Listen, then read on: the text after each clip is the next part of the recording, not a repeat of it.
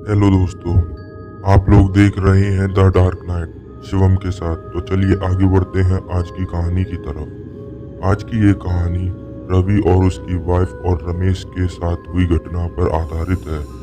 ये तीनों एक साथ महरौली में एक 2 BHK फ्लैट में रहते थे। यहाँ शिफ्ट हुए इन्हें सिर्फ 3 महीने ही हुए थे। तीनों एक साथ एक ही प्रोडक्शन हाउस में काम करते थे, जो कि रवि और रमेश का अपना खुद का बिजनेस था। जिंदगी का हर लम्बा साथ बिताते थे, चाहे काम हो या घूमने।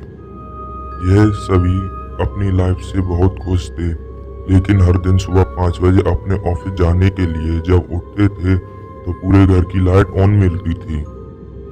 फिर एक दूसरे से सवाल जवाब करने से एक ही नतीजा मिलता था कि उन तीनों में से किसी ने लाइट ऑन नहीं की। जब अजीब घटना की शुरुआत आज से 3 महीने पहले हुई थी, उन्होंने ये बात किसी को भी नहीं बताई। उन्हें ये डर था कि शायद उनके दोस्त उनका मजाक नहीं बनाए। और शाम करीब 5 बजे ये तीनों अपने काम से लौटते थे। शाम 6 बजे घर का काम करने वाली भाई भी आ जाती थी और कभी कभी उसका बच्चा भी आया करता था। यह चीज़ों को छेड़खानी करता था, कोई कुछ नहीं कहता था, क्योंकि इनके इलाके में बाई मिलना बहुत मुश्किल था और इसीलिए इन्हें बस बाई और उसके बच्चे से कोई प्रॉब्लम नहीं थी। लेकिन एक दिन अचानक हद ही हो गई। जब रवि और उसकी वाइफ देर रात बाहर से घर आए तो देखा बाई का बच्चा उनके बेडरूम में खेल रहा था। तो उन्होंने सोचा वह पड़ोस में काम करने गई होगी बच्चे को यहाँ छोड़कर। पर रवि की वाइफ को इस बात पर बहुत गुस्सा आ रहा था, क्योंकि अपने बच्चे को घर पर लाना तो ठीक था, मगर उसे यहाँ खेलता हुआ छोड़कर किसी दूसरे के घर काम करना यह उन्हें बिल्कुल पसंद नहीं आया। दोनों ने 1 घंटा इंतजार किया, फिर वह पड़ोस में गई भाई का पता लगाने। और पड़ोस में वर्मा जी की बात सुनकर वह शॉक हो गई, क्योंकि वह आज नहीं आई थी।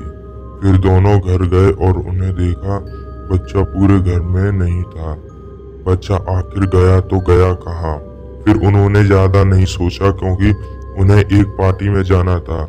रमेश लेट नाइट शूट करके आया और उसने देखा पूरे घर की लाइट और बाथरूम की लाइट ऑन पड़ी थी। उसने बाथरूम का गेट खोला और देखा पूरे बाथरूम में खून फैला हुआ था। वह डर गया, फिर डर के मारे मेन गेट की तरफ भागा। तभी उसे उस बच्चे की आवाज आई और उसने उसे बोला, बेटा तुम जहाँ क्या कर रहे हो? बच्चा कुछ नहीं बोला और धीरे से मुंह ऊपर उठाकर मुस्कुराया, लेकिन उसकी मुस्कान में अजीब सी बात थी, जैसे उसने कई राज छुपा रखे हों। वह डर के मारे बाहर निकल गया और रवि और उसकी वाइफ को भी बुला लिया। फिर वह तीनों एक साथ डरे डरे अंदर आए और रात के करीब 12 बज रहे थे।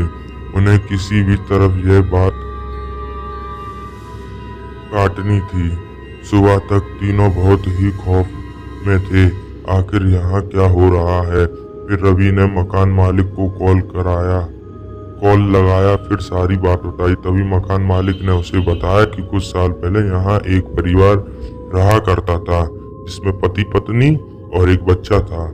कर्ज के बोझ होने के कारण पहले उसने अपनी बीवी बच्चे को मारा, तभी खुद मर गया और सब जानने के बाद यहाँ रहना तो दूर, वहाँ एक पल गुजारना भी मुश्किल था। तीनों रात भर बहुत डरे हुए थे। फिर जैसे तैसे उन्होंने रात गुजारी और अगले दिन जब काम वाली भाई घर आई तो तीनों ने उससे एक ही सवाल पूछा, तुम्हारा बेटा नहीं आया?